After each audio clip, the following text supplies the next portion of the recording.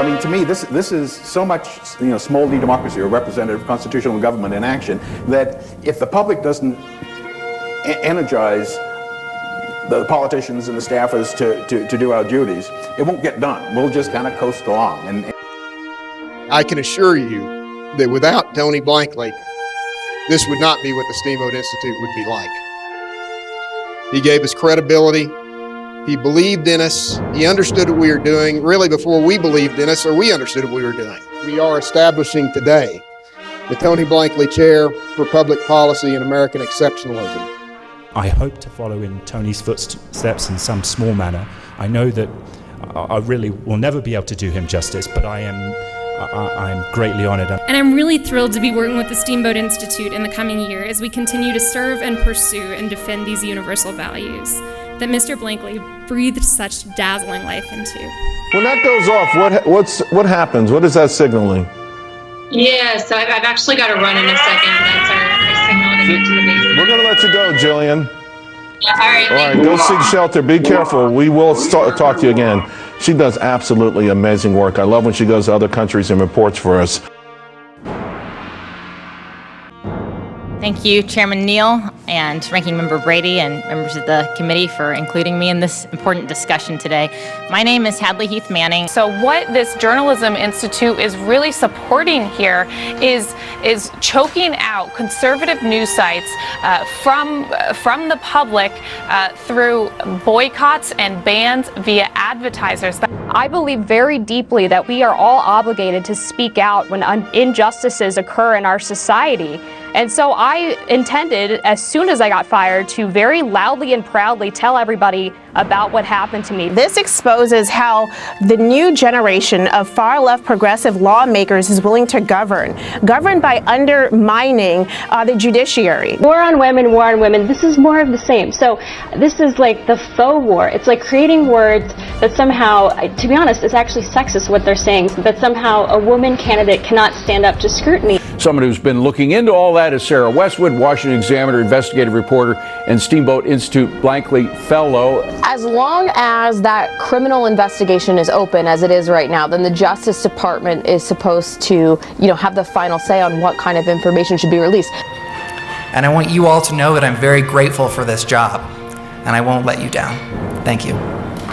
You campaigned and you ran on a return to civility, and I know that you dispute the characterization that you called folks who would oppose those voting bills as being Bull Connor or George Wallace. And I think that very much exemplifies why this fellowship is needed, why conservative journalists are needed, in order to ask the questions and hold people to account.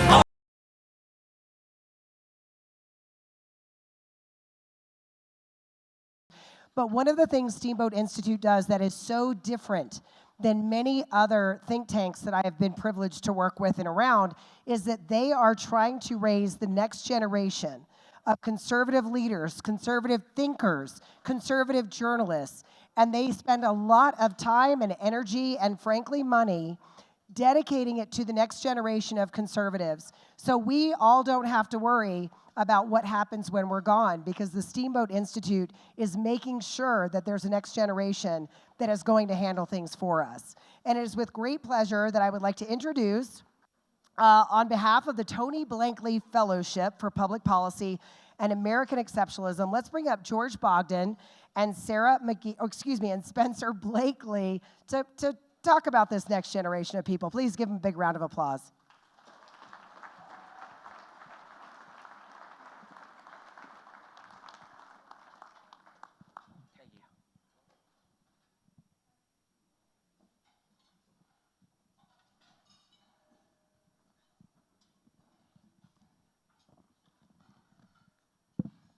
Thanks, everyone.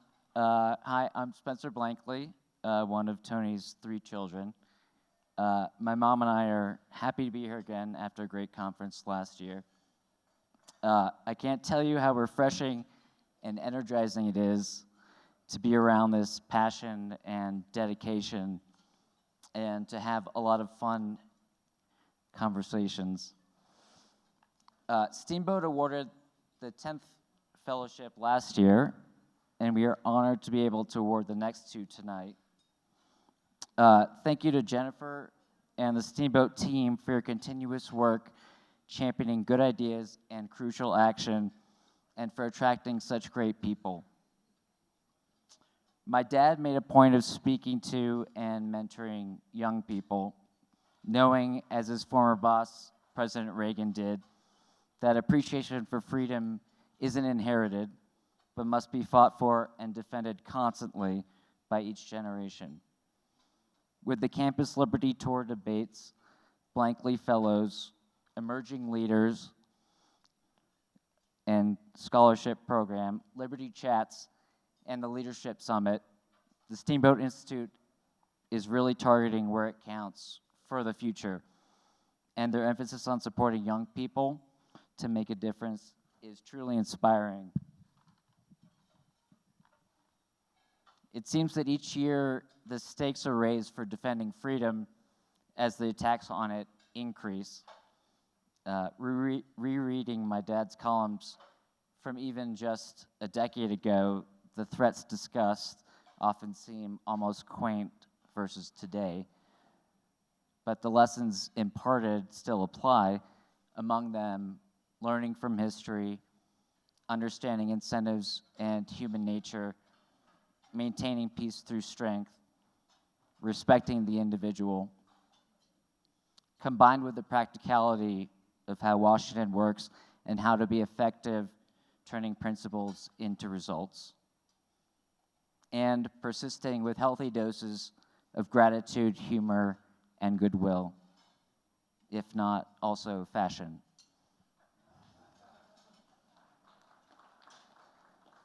It's no wonder he was attracted to and adored the Steamboat Institute.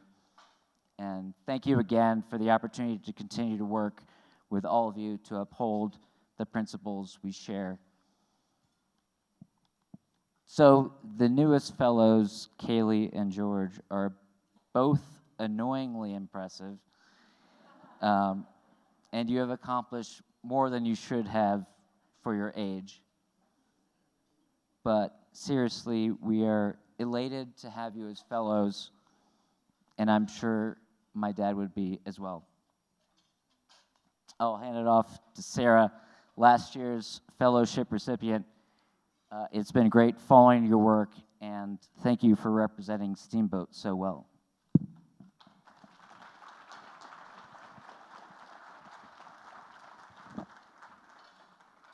Thank you, Spencer. I have to say it's been an absolute honor to represent the Steamboat Institute over this past year. Being a Tony Blankley Fellow has meant being plugged into this absolutely wonderful network of people who are all really dedicated to the cause, and honestly, some of them have become some of my good personal friends, and it's just been such a privilege to be a part of this organization.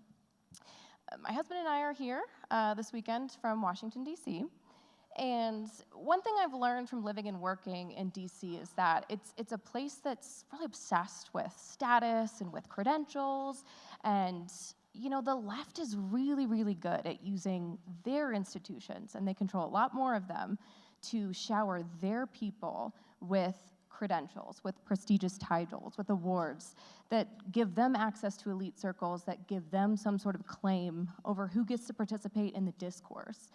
And what's so valuable about the Tony Blankley Fellowship is that it gives that same legitimacy to us. It confers that legitimacy to younger conservative journalists to participate in that conversation. It gives us currency in a media landscape that's just outright hostile to us. So it's been an incredible privilege to have the fellowship affiliated with me, and for our next two writers and thinkers who will be joining the Tony Blankley Fellow, it'll be an incredible privilege for you guys as well. KAYLEE McGee-White is my colleague at the Washington Examiner. Great publication, check it out. She is an extremely impressive young woman, and I'm confident that you all will be seeing a lot more of her over the next few years. She is, in fact, so impressive that her husband told us last night that he was a year and a half into their marriage before he knew that he was married to a classically trained violinist. She just picked up a violin one day and started playing beautiful music. She has so many impressive talents, she just forgot to mention that one. Everyone who's mentioned George Bogden to me this weekend has used the word brilliant. He is apparently a very brilliant legal thinker, joins us this weekend from Scotland, casual, where he's been doing research on Ukraine, and he is soon to be a practicing lawyer. So the legal community will be lucky to have him. So if KAYLEE and George would like to join me on the stage and receive your award.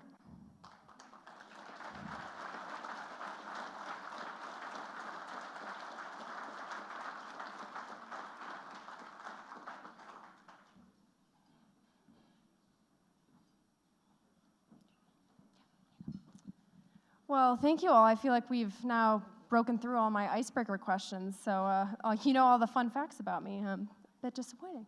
But thank you all so much for giving me the opportunity to be here. It is such an honor to be a recipient of this fellowship award. And it's also a privilege to be, I believe, the youngest person on this stage. I am a member of the cursed generation we refer to as Gen Z. But hopefully I'll convince some of you that we're not all losers who glue ourselves to historic works of art or shout down speakers with opposing views just to post about it on TikTok. So that's my goal. But it is true that my generation does suffer from an alarming disinterest in the values that so many great Americans, including Tony Blankley, understood made this country great. In fact, the vast majority of my peers don't agree that America is a great country to begin with just 16% saying in a recent poll that they're proud to live in the United States. However, this crisis is not just limited to young adults my age. Across the country, faith, family, community, and overall optimism in the future of America are on the decline. And that's in large part thanks to the people in Washington who have been working to undermine these values to enrich themselves. It used to be that you could work hard, pay your bills, provide for your family, and raise your kids according to your beliefs, and reliably expect to be left alone. But not anymore. Now the government has decided you're also going to help pay back the student loan debt of college grads like me. Except they don't want to pay theirs back. I do, so don't worry. They're also going to force you to buy an electric vehicle. They're going to restrict your use of gas stove, and they're going to burden you with the perpetual tax that is inflation due to their own reckless spending in Washington. It used to be that you could send your kids to school and expect them to get a good education that would set them up for success. Now parents have to worry about whether their kids will be able to read at all, thanks to government officials who shut down schools for years and prioritized ideological activism over basic literacy requirements. Parents and students, especially young girls, are also being forced to give up basic expectations for safety and fairness to accommodate beliefs about gender and sex that no one believed until 2 seconds ago. And parents also have to worry about whether their kids' school will tell them any of this at all, as more and more liberal districts are moving to undermine parents' role as the primary caregiver and teacher of their children. It used to be that you could spend your life bolstering your faith, living according to your beliefs, and exercising the religious freedom that is rightly yours. But not anymore. Right here in the state of Colorado, government officials have worked relentlessly for years to force a Christian baker and most recently, a Christian web designer to violate their convictions and use their talents to say things they don't believe. And just this month in Massachusetts, a couple whose only faults were living in a democratic state and choosing to be observant Catholics were told that they couldn't foster or adopt a child in desperate need of a loving home simply because of their religious convictions. The sad truth is that these values are becoming luxuries for people who say and believe the right, or should I say leftist, things. I want to be a part of the generation that reverses this trend, but it's going to take a lot of courage, effort, and prayer from everyone. So that's why I'm so thankful to be partnering with the Steamboat Institute on this mission to restore American exceptionalism, and I look forward to the long fight ahead.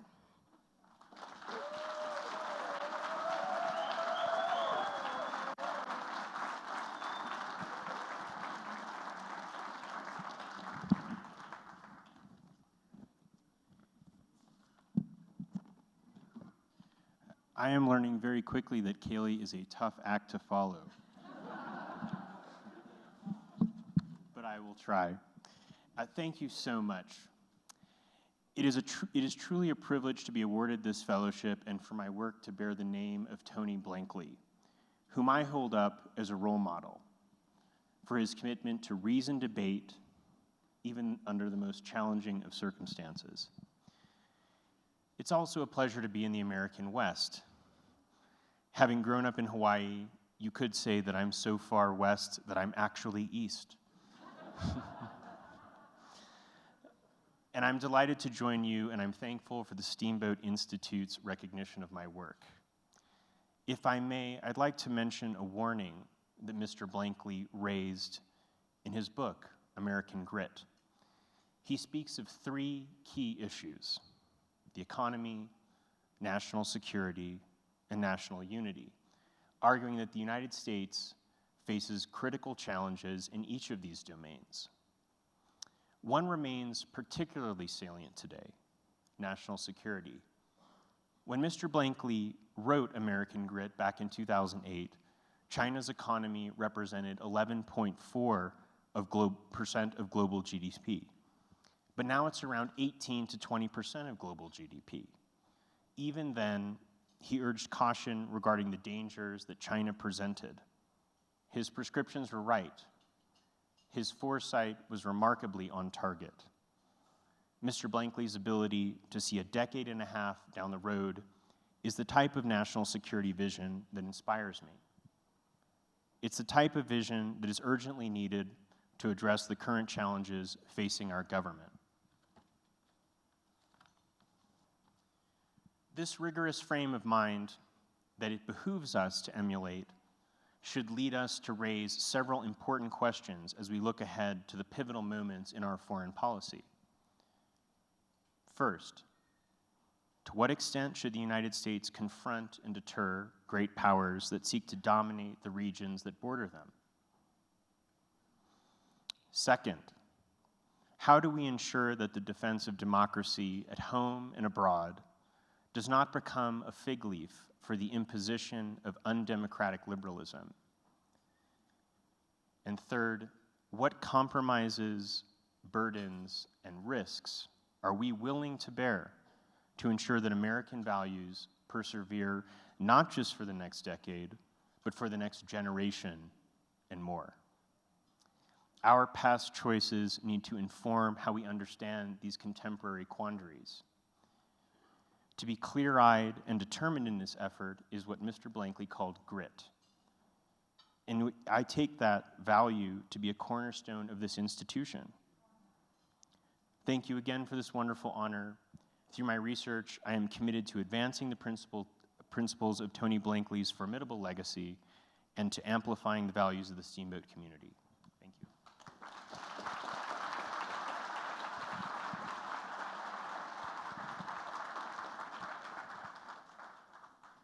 Thank you both. Thank you all. I'm Linda Davis Blankley, and thank you for the opportunity to be here with Spencer. Our family misses Tony greatly, but every year coming here is like, it's like heaven. It's like being with him. So thank you. Thank you. Not only thank you, George and KAYLEE, and Sarah, we're so excited. The emerging leaders, the scholars, you can see the legacy here is so important. I just want to say, not only did Tony write American Grit, which frankly all of these young people have, thank God, but these are in fact, you all are in fact, The West's Last Chance, which was another one of the books he wrote. So I'd just like to thank you, Jennifer, thank you, and Rick for everything. Rick, I love seeing the green shoes again, which is why this year, they're not green. You've noticed my orange ones. But please, I'd like to come up. I'd like to present you both with your pair of Tony Blankley shoes that you need to wear tomorrow. Please, come here. We'll get some pictures.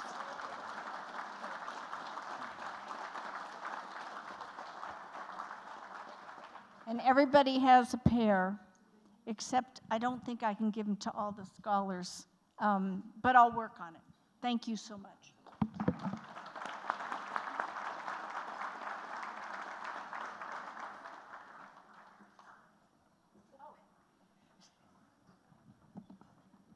I'm sorry, Jennifer.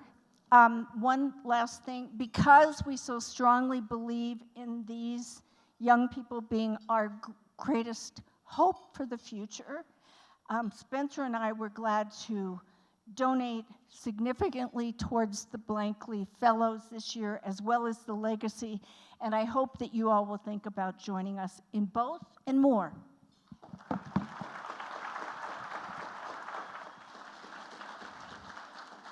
In my fluster over bringing the wrong microphone or having the wrong microphone, I completely shortchanged Sarah Bedford, our current Tony, or last year's Tony Blankley Fellow, and I appreciate her graciousness in not pointing out my mistake, so I'll point it out instead.